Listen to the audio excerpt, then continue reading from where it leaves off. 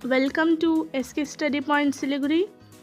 आप SK study point Siliguri के playlist में जाकर क्लास वाइज या सब्जेक्ट वाइज प्लेलिस्ट को चूज़ कर पढ़ाई आसानी से कर सकते हैं। तो आप प्लेलिस्ट के द्वारा भी पढ़ाई करते रहिए। प्रॉब्लम्स क्लास 10 से जो माध्यमिक परीक्षा के लिए काफ़ी इम्पॉर्टेंट होने जा रहे हैं। तो चलिए शुरू करते हैं। पॉइंट सिलीगुड़ी, इस वीडियो में हम लोग करंट इलेक्ट्रिसिटी का एक टॉपिक इलेक्ट्रिक पावर, विद्युत शक्ति जिसको कहते हैं, और इलेक्ट्रिक एनर्जी दूसरा टॉपिक जिसको विद्युत ऊर्जा कहते हैं, पर आधारित न्यूमेरिकल्स को देखेंगे। आप समझ लीजिए कि ये न्यूमेरिकल्स काफ़ी इम्पॉर्टेंट माध्यमिक परीक्षा के लिए होने जा रहे हैं। केवल माध्यमिक परीक्षा ही नहीं, क्लास 10 के जो भी समेटिव वाले एग्ज़ाम्स होते हैं उसमें अगर सिलेबस में इंक्लूड किया गया है, बेसिकली थर्ड समेटिव या सेंटअप एग्ज़ाम्स की बात कही जाती है, तो उसमें यह टॉपिक काफ़ी इम्पॉर्टेंट रहता है और इसके न्यूमेरिकल्स आते हैं। इस वीडियो में आप केवल 3 प्रश्न को देखेंगे और समझने की कोशिश करेंगे कि इलेक्ट्रिक पावर और इलेक्ट्रिक एनर्जी पर बेस्ड क्वेश्चंस कैसा होता है। तो सबसे पहले इलेक्ट्रिक पावर होता क्या है उसको समझ लीजिए। किसी विद्युत परिपथ में ईएमएफ द्वारा किए गए कार्य को विद्युतीय कार्य कहते हैं तथा विद्युतीय कार्य करने की दर को इलेक्ट्रिक पावर या विद्युत शक्ति कहते हैं। ठीक है, आप अपनी स्क्रीन पर कुछ फॉर्मूला देख पा रहे होंगे, उसको देखकर समझिए और उसको याद कर लीजिएगा कि इलेक्ट्रिक पावर मतलब होता क्या है, P बराबर W/T मतलब कार्य बटा समय, V मतलब विभव बोलते हैं, पोटेंशियल बोलते हैं, और C मतलब धारा की ताकत, और P मतलब होता है विद्युत शक्ति। ठीक है, तो पोटेंशियल की इकाई होती है वोल्ट, धारा की ताकत की इकाई होती है एम्पियर, और पावर की इकाई, शक्ति की इकाई होती है वॉट। तो हम लोग P = V/C लिखते हैं। उसी तरह से विद्युत ऊर्जा को भी समझ लीजिए। इलेक्ट्रिक एनर्जी जो होता है वॉट = वोल्ट × एम्पियर होता है। ठीक है, या फिर वॉट = जूल पर second. 1 kilowatt = 1000 what, 1 megawatt = 10⁶ what. Screen पर आप देख पा रहे होंगे, इसको याद करके रखिएगा क्योंकि ये बेसिक चीज़ हैं। यह बेसिक चीज़ अगर आपके दिमाग में बैठा हुआ है तो इलेक्ट्रिक पावर और इलेक्ट्रिक एनर्जी पर बेस्ड किया हुआ न्यूमेरिकल्स आप आसानी से कर सकते हैं। तो चलिए बिन समय गंवाएं शुरू करते हैं न्यूमेरिकल्स को। पहला क्वेश्चन देखिए, एक विद्युतीय हीटर में जब 220 वोल्ट का विभव लगाते हैं तो प्रवाहित होने वाली धारा 5 एम्पियर खर्च करती है। तो हीटर की शक्ति ज्ञात कीजिए। आप देख लीजिए V कितना है, यहाँ पे 220 वोल्ट है। उसके बाद में C कितना है, 5 एम्पियर है। तो P कितना होगा निकालना है। तो P क्या है, इलेक्ट्रिक पावर है, और V वोल्ट और C एम्पियर। तो कहने का मतलब क्या है, ये वॉट है, वोल्ट है और ये एम्पियर है। तो पावर = पोटेंशियल × करंट है। ठीक है, धारा शक्ति है, तो इस धारा की ताकत जो है उसको है। तो इसको आपने लिख लिया, इसके जगह में 220 × 5 लिखा, तो मल्टीप्लाई करने से 1100 वॉट हो गया। तो P = क्या होता है, 1100 वॉट हो गया। अब इसको किलोवाट में बदल लेते हैं। 1000 से डिवाइड कीजिए, 1000 से डिवाइड करने से किलोवाट हो गया। देखिए 0000 कट गया तो 11/10 हो गया। तो डिवाइड करने से कितना हो गया, 1.1 किलोवाट हो गया। तो इस तरह से आप इसको किलोवाट में कन्वर्ट कर लेते हैं। ठीक है, तो किस तरह से आप हीटर की शक्ति या फिर विद्युत शक्ति ज्ञात किए हैं इसको समझ लिए, और एकदम अच्छी तरह से प्रैक्टिस कीजिएगा तो आपको समझने में दिक्कत नहीं होगी। ठीक है, तो अब नेक्स्ट क्वेश्चन 2 की ओर आते हैं। अगर अभी तक आप इसकी स्टडी पॉइंट सिलीगुड़ी को सब्सक्राइब नहीं किए हैं तो तुरंत सब्सक्राइब कर दीजिए, क्योंकि इसकी स्टडी पॉइंट सिलीगुड़ी को सब्सक्राइब किए रहिएगा तो बेहतर से बेहतर वीडियो आपके पास आता रहेगा।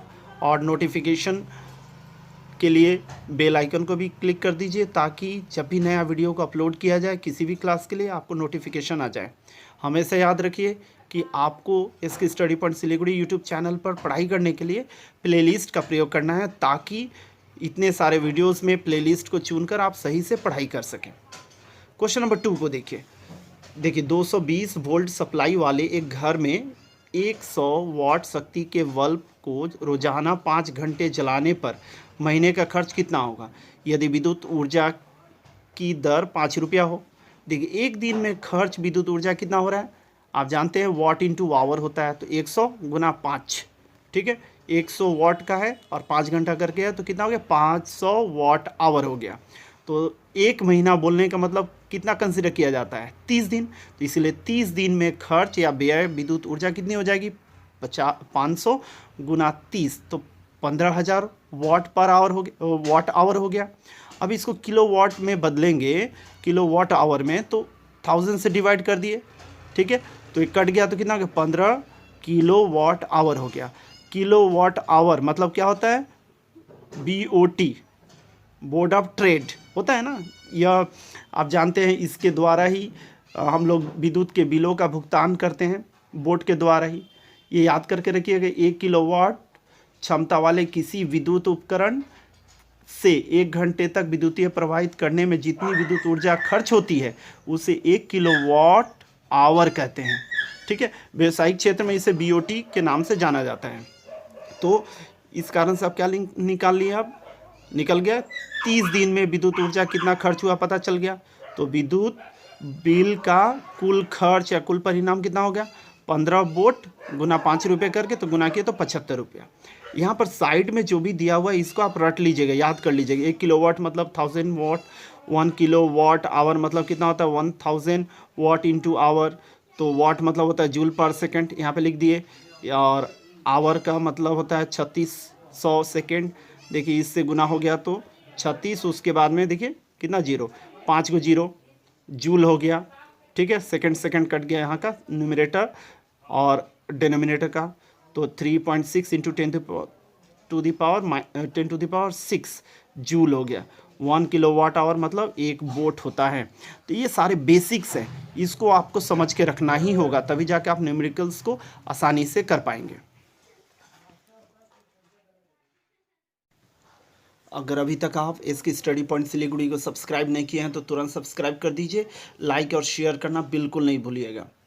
आपके लिए एक गुड न्यूज़ है कि आप इसकी स्टडी पॉइंट सिलीगुड़ी टाइप कीजिएगा गूगल या क्रोम में जाकर या किसी भी वेब ब्राउज़र में, तो इसकी स्टडी पॉइंट सिलीगुड़ी का वेबसाइट खुल जाएगा और उसमें जाकर आप कॉम्पिटिटिव एग्जाम्स का प्लस वेस्ट बंगाल बोर्ड के सिलेबस पर आधारित सब्जेक्ट्स के मटेरियल्स को, स्टडी मटेरियल्स को जाकर देख सकते हैं, नोट डाउन कर सकते हैं, प्रिंट आउट करके स्टडी कर सकते हैं। काफ़ी सारे मटेरियल्स डे बाय डे आ रहे हैं, आप देखकर उसको तैयारी करते जाइएगा।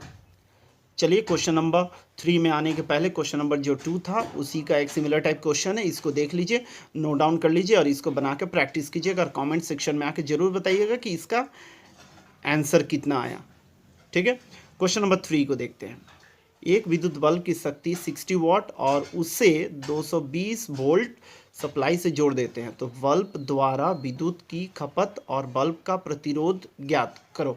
तो देखिए प्रतिरोध या ओम्स लॉ की मदद से निकालना है ना, ये चीज़ चलाया है। तो पहले निकाल लीजिए कि इसका जो खपत है, विद्युत का खपत है वो कितना होगा, करंट कितना होगा, इसको निकालना है।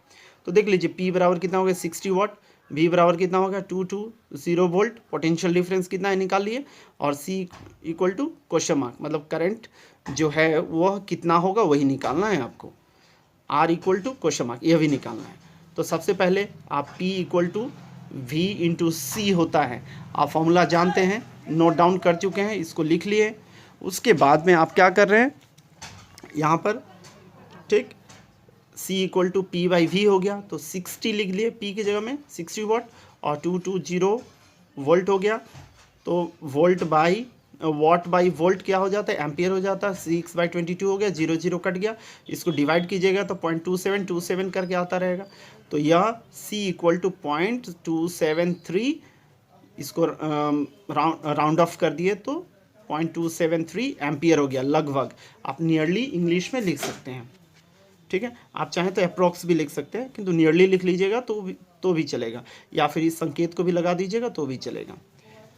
नेक्स्ट देखिएगा, आपने C निकाल लिया। C मतलब आप विद्युत की खपत कितनी हुई है वो उसका कैलकुलेशन आपने कर लिया।